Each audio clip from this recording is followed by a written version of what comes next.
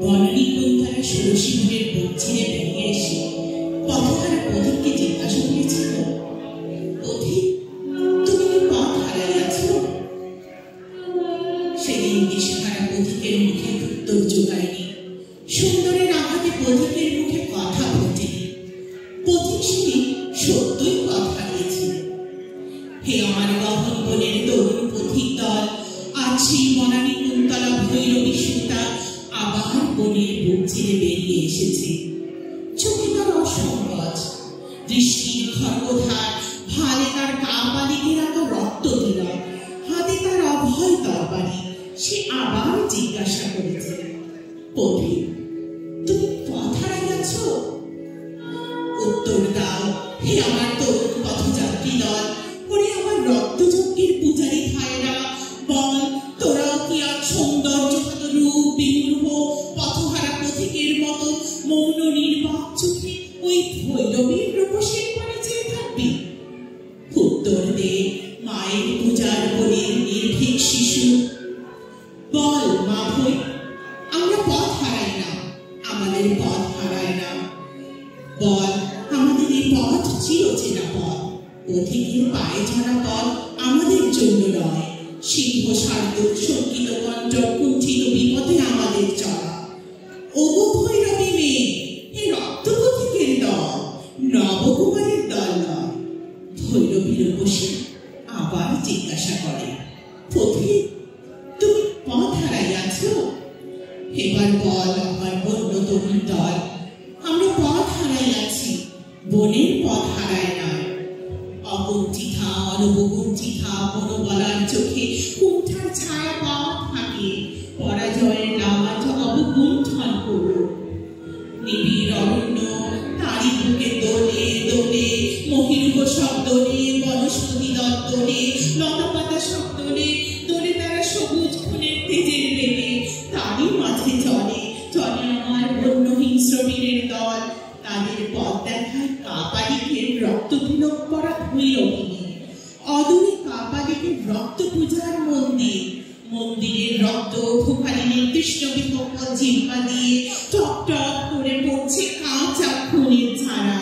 দূরে মন্দিরের ভৈরব গান শোনা গেল, তিমির হৃদয়ে বিদারণ, জনদগ্নি নিদারণ, জয় শঙ্কর সংহার, জয় শঙ্কর শঙ্কর।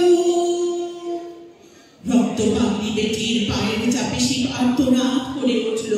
রক্তমশা ধরে ভৈরব কণ্ঠের কণ্ঠ শোনা গেল আরো কাছে, বজ্র ঘোষ পানি, রুদ্র শূল পানি, মৃত্যু সিন্ধু সংহার, জয় শঙ্কর শঙ্কর। আবার সিংহ চরকে উঠল, কিন্তু সব তার বুকে চেপে মন্দির থরথর করে কাঁপতে লাগলো।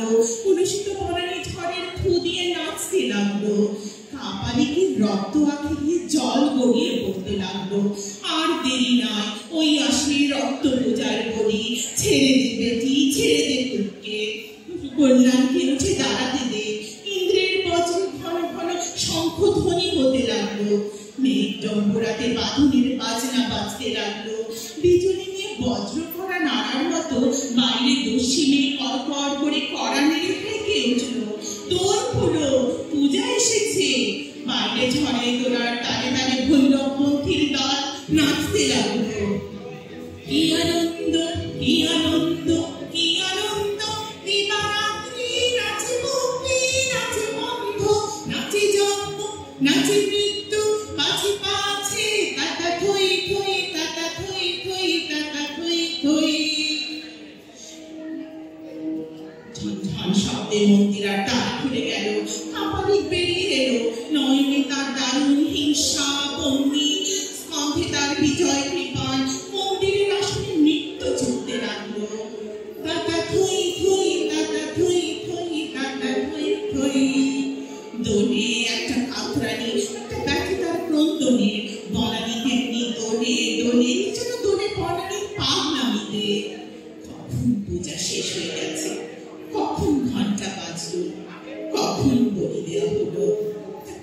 জানলে না।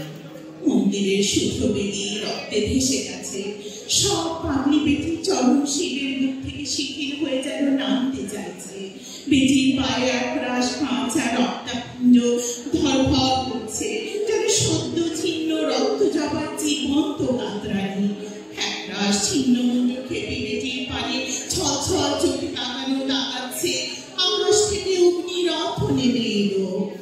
বালিগানের তরুণরা তাতে চড়ে যখন ঊর্ধ্বে আরো ঊর্ধ্বে উঠে যেতে লাগলো, তখন বন্যমে কাপালিক কন্যার দুই গণ্ডবে টস টস করে অশ্রু গড়িয়ে পড়ছে।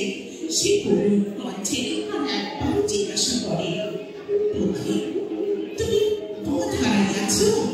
তারপর সংসারী বেটির রক্তমাখা পায়ে লুটিয়ে পড়ল। কাপালিক খর্গ আর একবার নৃত্য করে উঠল। ভৈরবী শুধু বললে, মা। এবার করতালি বেটির অশ্রুহীন চোখেও অপুত্র তুলে উঠল। ততক্ষণে অগ্নিরথ যাত্রাদলের উত্তর ভেসে এলো, পথ হারাই নাই দেবী, ওই খর্গ চিহ্নিত রক্তপথই শিব জাগাবার পথ। পথ হারাই নাই দেবী, ওই খর্গ চিহ্নিত রক্তপথই শিব জাগাবার পথ।